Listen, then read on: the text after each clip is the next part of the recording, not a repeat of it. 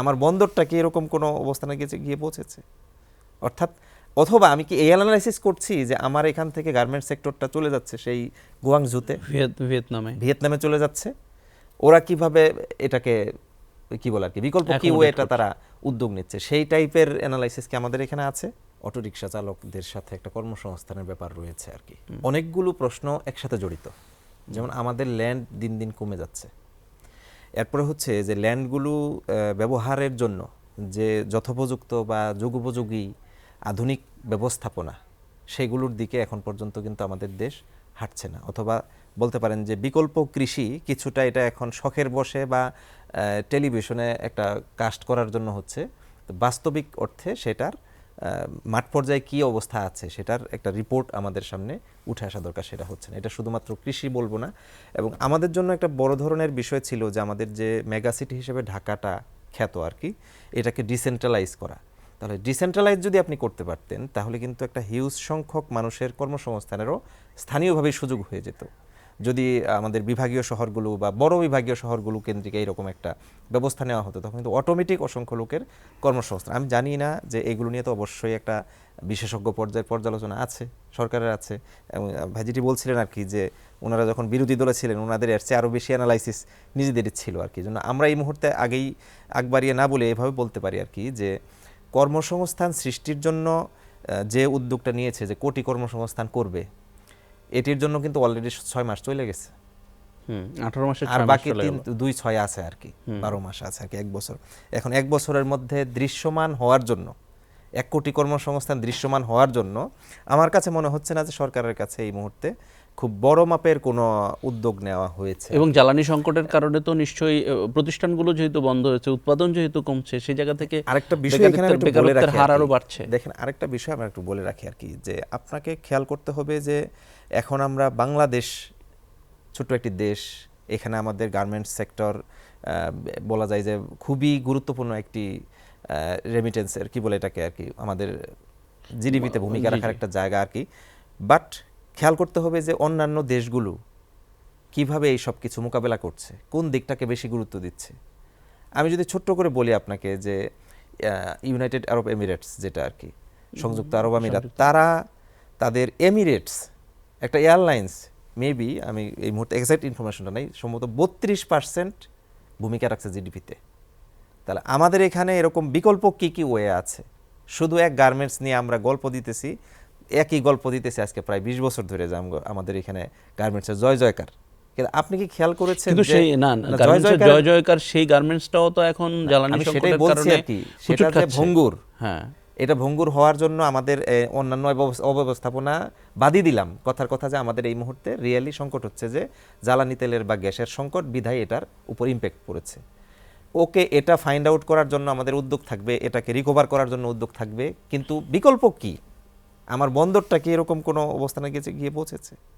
অর্থাৎ অথবা আমি কি এই অ্যানালাইসিস করছি যে আমার এখান থেকে গার্মেন্টস সেক্টরটা চলে যাচ্ছে সেই গুয়াংজুতে, ভিয়েতনামে চলে যাচ্ছে, ওরা কিভাবে এটাকে কি বলে আর কি বিকল্প কি ওয়েটা তারা উদ্যোগ নিচ্ছে, সেই টাইপের অ্যানালাইসিস কি আমাদের এখানে আছে? নাই। তখন আমরা কি করছি? আমরা হাহুতাশ করছি। আজকে মন্ত্রী হাহুতাশের কথা আপনি সেটা বলেছেন আর কি। তো এইগুলো মিলিয়ে আমরা বলবো যে আগামী দিনে কোটি কর্মসংস্থান, এটি আমি আশা করি হোক, বাস্তবায়ন হোক, কারণ আমাদেরই দেশের বেকারত্ব দূর হবে। আমরা যখন সংসদ সদস্য হিসেবে নির্বাচনী প্রতিশ্রুতি দিয়ে এলাকায় ঘুরেছি, মানুষের সাথে কথা বলেছি, তখন তো এটা বলতে হয়েছে আমাদের যে এলাকার বেকারত্ব নিরসন করার জন্য আমরা ভূমিকা পালন করব আর কি। তবে হ্যাঁ, এটা একটা বাস্তব যে আমি বলার সময় এটা বলেছি যে আমরা ক্ষমতায় গেলে, এখন ক্ষমতায় না যাওয়ার কারণেও সেই প্রশ্নের সম্মুখীন হচ্ছি, কারণ ওইটা তো বাস্তব সমস্যা। সেটা আমাকে জিজ্ঞেস করছে যে কই কিছু করলেন না, আমার সন্তানের এই চাকরির ব্যবস্থাটা তো আপনি করলেন না। এখন আসলে ওনার যে সংকটটা, সেটা হচ্ছে আপনি যেমন শুরুতে কিছুক্ষণ আগে বলেছিলেন যে আমরা বাংলাদেশে দিন আনি দিন খাই এই টাইপের জ্বালানি নিয়ে চলতেছি। এটা শুধুমাত্র ওই জ্বালানির ক্ষেত্রে না, প্রত্যেক মানুষই আজকে এইরকম সংকটে রয়েছে প্রায়, এবং বিশেষ করে মফস্বলে এটি ভয়াবহ রূপ ধারণ করেছে। যে দিন দিন বেকারত্ব কিন্তু 2 ধরনের, একটি হচ্ছে যে অশিক্ষিত বেকার, আর হলো শিক্ষিত বেকার। তার ছেলে হয়তো IBA পাশ করেছে, কিন্তু সে কোনো চাকরিতে ঢুকতে পারছে না, নানান কারণে আর কি। আসলেও কর্মসংস্থান নাই, যে কারণে কিন্তু বিএনপিও ঘোষণা দিয়েছে যে তারা এত কোটি টাকা, এত কোটি কর্মসংস্থান সৃষ্টি করবে আর কি। তো তাদের ভাবনাটা সুন্দর, বাট এখানে এটা কীভাবে বাস্তবায়ন করবে সেই রূপরেখাটা এই মুহূর্তে অত্যন্ত জরুরি হয়ে পড়েছে, এবং সেটির সুষম বন্টন হওয়াটা অত্যন্ত জরুরি। আমরা এখন যে বিষয়টি দেখতে পাচ্ছি যে নানান জায়গায় বৈষম্য আর কি, যেমন দেখেন এই এখন সবচেয়ে একটি আলোচিত বিষয় ফ্যামিলি কার্ড। বিএনপির খুবই একটি ইনোভেটিভ আইডিয়া, এবং এটি বাস্তবায়ন হলে অবশ্যই আমি মনে করি যে একটা ইম্প্যাক্ট সোসাইটিতে পড়বে আর কি। কিন্তু দেখেন এই ফ্যামিলি কার্ড বাস্তবায়নের জন্য, কর্মসূচি বাস্তবায়নের জন্য তারা প্রত্যেক ইউনিয়নের ওয়ার্ড থেকে ডাটা কালেক্টর এবং এক একটি ইউনিয়নে একজন করে সুপারভাইজার নিয়োগ করছে আর কি, সরকার করছে আর কি।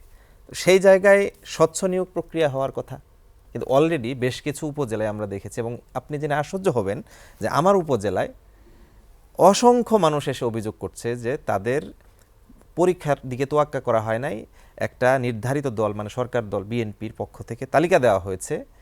আমার এই উপজেলায় এরকম হয়েছে যে ডেট দেওয়া হয়েছে যে এই তারিখে পরীক্ষা হবে এবং এই তারিখে ফলাফল ঘোষণা হবে, তার কমপক্ষে 5 দিন 7 দিন মানে ভাগে ভাগে করা হয়েছে।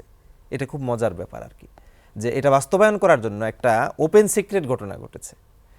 প্রায় 5-7 দিন পর শেষ পর্যন্ত এটা একটা ফলাফল ঘোষণা করেছে, এবং জানতে পারছি কি যে বিএনপির পক্ষ থেকে তালিকা দিতে দেরি হচ্ছে বলেই এটা ঘোষণা করতে পারছে না আর কি। দীর্ঘায়িত হয়েছে। এটা আমার এলাকায় এবং আমার গ্রাম, আমার আশেপাশ, আমার ইউনিয়ন, অসংখ্য জায়গা থেকে এই অভিযোগ আসছে যে তারা পরীক্ষা দিয়ে ভালো করেছে কিন্তু তাদের নাম নাই। এখন এটির খণ্ডন করার দায়িত্ব সরকারের। দেখেন কি এই জায়গাগুলো যদি আগে না সমাধান করে, বৈষম্য যদি দূর না করে, তাহলে আমরা জুলাই গণ অভ্যুত্থানে অংশগ্রহণ করলাম কিন্তু বৈষম্য দূর করার স্বার্থে। আমাদের এক দফা কিন্তু এক দফা ছিল না, আগে আরও অনেকগুলো দফা ছিল। ওই দফাগুলো কিন্তু আমরা এক দফায় নিয়ে যাওয়ার কারণে মাইনাস হয়ে যায় নাই, ওগুলো সমেত চূড়ান্তটা হচ্ছে এক দফা নাকি হাসিনার পতন, এবং শেষ পর্যন্ত হাসিনা পালাতে বাধ্য হয়েছে। মানে বাংলাদেশের মানুষ একটা ইনক্লুসিভ বাংলাদেশ পাবে, সবাই মিলে আমরা পাবো, সেটা কিন্তু আমরা এখন ব্যাহত হতে দেখছি। সেকেন্ড একটা আলোচনা এখানে ছিল যে কি বলে কারখানাগুলো বন্ধ হয়ে যাচ্ছে। হ্যাঁ, বছর 2 ধরে আমাদের এই দেশের একটা পরিসংখ্যান হচ্ছে প্রায় 457টি কারখানা বন্ধ হয়েছে। কেন হয়েছে বিস্তর আলোচনা এখানে যাচ্ছি না। আমার কাছে মোটা দাগে 4টি সংকট মনে হয়েছে এখানে আর কি, এখন এই বর্তমানে যে সংকটগুলো আর কি। তার মধ্যে একটা হচ্ছে যে অর্থনৈতিক সংকট। তারা এলসি যে চালু করবে আর কি, সেটার জন্য পর্যাপ্ত সুযোগ সুবিধা পাচ্ছে না, ঋণ পাচ্ছে না ঠিকঠাক মতো, ডিউ টাইমে সেটি হচ্ছে না আর কি। এবং এটি দেখবেন আপনি ব্যাংক ব্যবস্থা কীরকম অস্থিতিশীল হয়েছে, এবং ইসলামী ব্যাংকের অবস্থা দেখে আপনি আরও অনুমান করতে পারবেন। অন্যান্য ব্যাংকগুলোর কথা তো আপনি জানেনই আর কি। 2 নাম্বার হচ্ছে যে, বা বলা যায় যে আমরা এখন যেটা নিয়ে আজকে বেশি আলোচনা করতেছি, জ্বালানি সংকট, এটা কিন্তু 2 নাম্বার ইস্যু কারখানাগুলো বন্ধ হয়ে যাওয়ার ক্ষেত্রে। অর্থনৈতিক ইস্যুটা 1 নাম্বার, 2 নাম্বার হচ্ছে জ্বালানি ইস্যু আর কি। এটা নিয়ে বিস্তর আলোচনা হচ্ছে, সেদিকে আমি যাচ্ছি না।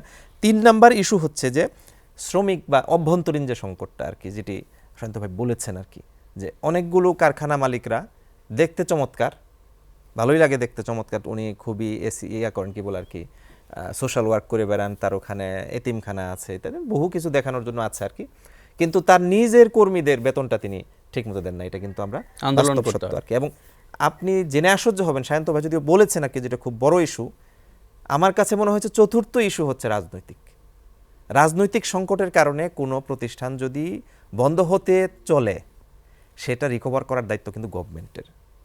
লাইক বেক্সিমকো কি বন্ধ করে দেওয়া হয়েছে? বেক্সিমকোর মালিক সালমান এফ রহমান বলে কি এটা ক্লোজ করে দেওয়া হয়নি, সেটা টেক ওভার করেছে সরকার, বা সেটাকে বাঁচানোর জন্য উদ্যোগ নিয়েছে, তাই না? বলেছি যে এটাকে আপনি যদি বন্ধ করে দেন তাহলে তো সমাধান হলো না, সমাধান না। এজন্য আপনি টেক ওভার করবেন, বা টেক ওভার বলতে আমি বলতে চেয়েছি হলো যে এটাকে জীবিত রাখার জন্য আপনি ব্যবস্থাপনা কমিটি করবেন, তাই না?